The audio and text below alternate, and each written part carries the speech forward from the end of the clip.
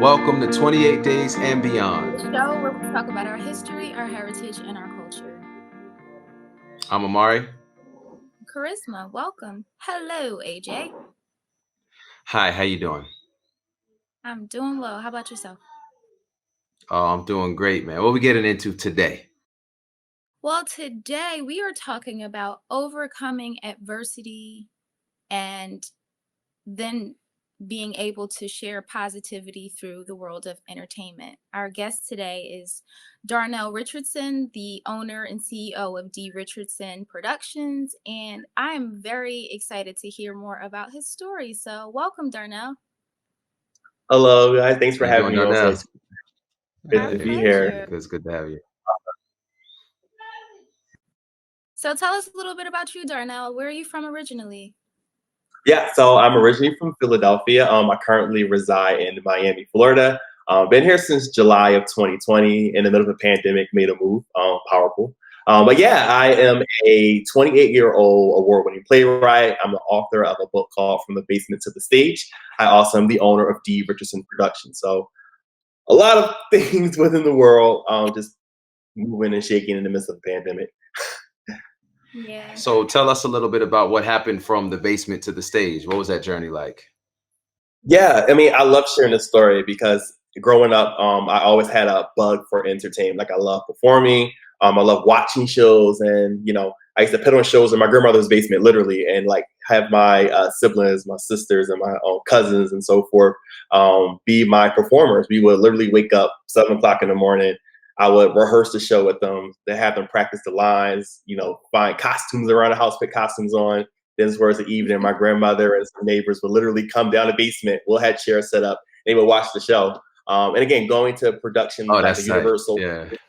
yeah, going to productions like the Universal Circus, which was literally in my neighborhood, was the first time that I seen an actual live show, and not only live show, but people of my color, Black people, performing on stage with the lighting and the sound. So that really like made me really say, "Yo, I want to do this.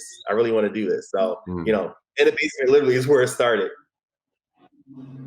Well, we mentioned right before you joined us that a part of your story really was overcoming adversity to get to where you are today as a playwright and as a business owner. So, can you talk a little bit about your journey?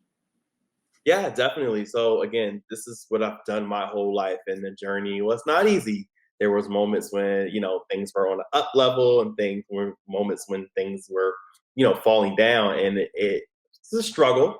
As far as dealing, and this is all at a young age, mind you, between that 17 and like 21-year-old, having to deal with lawsuits, having to deal with being homeless, having to deal with Oh, not wow. really having that support from your family. But it all created a, a drive for me to know that just because certain things happen doesn't mean you need to stop. And I use it as my platform even till today to let people know, if you want to see things happen or prosper, you have to put work in. You have to be take action. You have to execute, because otherwise things are not going to happen for you.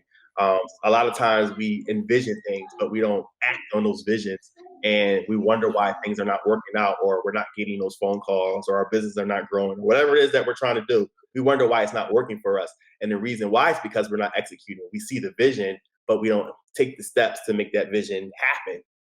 As simple as, if you're interested in purchasing a home, you could think about it, but it's not until you actually go out and start inquiring about how to get your credit right.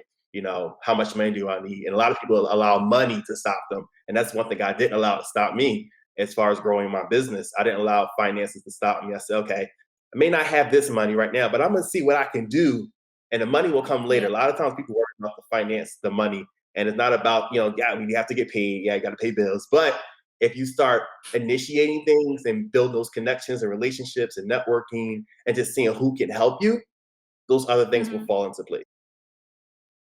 That But makes not the complete sense. lawsuits, Darnell. But let me ask you, but to go through all of that, right? All the ups and the downs, there had to be something larger motivating you.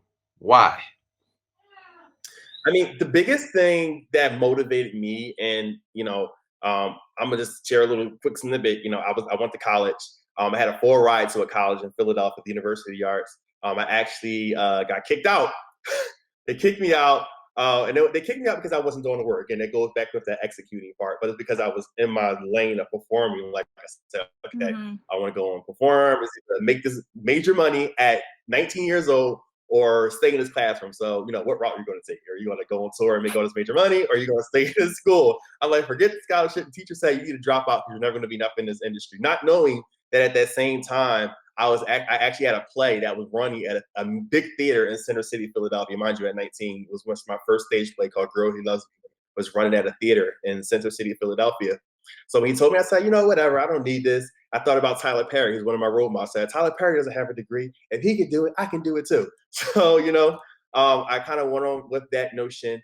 Time went by, and I said, you know what? I really need to go back to school. So I went back to I said, well, in school, actually physical classroom was not working for me as an entrepreneur and where I am mentally. So I said, let me see if I can experience an online university. So I went to the University of Phoenix. Didn't really like their program. I went in for business, didn't like their program. Gave it about a month, like, this is not for me. Dropped out. A few years went by, or not a few, maybe about a month, a year and a half went by, excuse me. And I said, you know what? Let me give this school thing a try one more time. So I found the school called Walden University. Again, I tried to say, this is not for me. No, okay, cool, drop. Then a month later, literally a month later, I found another school. I said, let me go do that, because my grandmother told me, she said before she passed, my grandma right now, she's 92. She said she's the one that Hmm. cultivated that basement in the stage situation as far as me using her basement in my career. Is actually a picture of it in my book. And she said before she leaves this earth, two things that she wanted to see me do. She wanted to see me graduate from college, and she wants to see me purchase my first home. And I felt as though that's something that I owed to her, because she cultivated that dream that I had and supported it as a child. Because she could have been like, get out the basement, don't go in the basement. My parents, my dad wasn't really around. He like that, but my mom, she was not as active as my grandma, but she was there. But my grandmother was really the one that was supporting that basement stage and whatnot. But anyway, so I went Yeah. to the I felt a school, Full Sail University, which dealt with entertainment. I said, cool, regular business doesn't work for me. Let me dig into the world of entertainment business.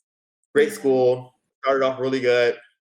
Here we go again. Again, I'm in this career path, moving, shaking, touring, working with setting up pre-show for Universal Circus, running my dance company that I have as well. At that stage, starting D. Richardson Productions. And I wasn't doing my schoolwork. And they said, Mr. Richardson, your grades are not looking too good. We're going to have to let you, how about you just take a break? And we'll, put you out for a moment. I said, okay, whatever. I don't need. Here I go again. I don't need this. I'm doing my thing. And we have that ego point in our head, like, you're like, okay, I don't need this. So Yeah. then I was like, some time went by, and I said, let me give it a try again. Probably a year went by. Went back again. Started off good again, and then before you know it, it really got really, really bad, because I wasn't doing anything. And again, it goes back to executing. If you don't execute, you won't see any results. But when you do the work, you'll see results. That's in school or in life. It's just a lesson. So at this point, they're like, you know what, Mr. Richardson, you have to maintain a certain amount of GPA in order to even graduate. You're at like 2%, right at that mark, where if once you pass that mark, you're not going to graduate at all. So we're going to kick you Mhm. out. They didn't say kick out, but I'm saying they just like, you were going to kick you out. So they end up kicking me out. Again, here I go. I don't need this. I don't want, listen, I'm doing my thing. I'm performing. I have a company. We have major contracts with the Philadelphia Water Department. We're working with the 76ers. I don't need this. So about 2 years went by. I'm looking at my credit report, and I see my student loans, and it says, mind you, I attended a bunch of colleges, so these bills are accumulating. And it said Yeah. about a really high number. I'm not even gonna say the number. A really high number. And I'm like, wait a minute, hold on. I gotta pay all this back, and I don't have anything to show And I for it. still don't have my degree. Yeah. Yeah. No. Exactly. Yeah. I'm Yeah. like, Yeah. I am not. It's like they're robbing me. I was like, I have to go back and do this. I said, let me see if they're going to let me back into school. So I reached out. They said, send us a letter of, why you should come back and how you can do better. And I typed this long letter up. And not only that, I sent them my resume of what I've done so far, so they can kind of see what I Mm. did. And make a long Mhm. story short, I went back, they finally let me back in. I had a year left. I graduated this past June of 2020. My degree's behind me there. Congratulations. Nice. And I made it happen. Yes, you did. And one I didn't thing give up. Man. just speaking to you, one thing just speaking to you is positivity that radiates from you, which you told us before we started the interview that translates into your company, D. Richardson Productions. So can you tell us before you leave us what D. Richardson Productions does and how folks can get in contact with you? Yeah. Yeah, definitely. So D Rich Productions, again, we're a full service entertainment company now national. We're in Philadelphia, we're in Las Vegas, we're in Atlanta, we're in South Florida, we're in everywhere.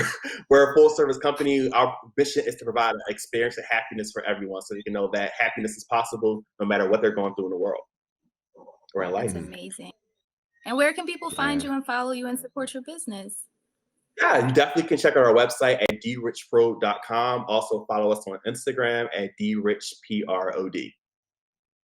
Awesome.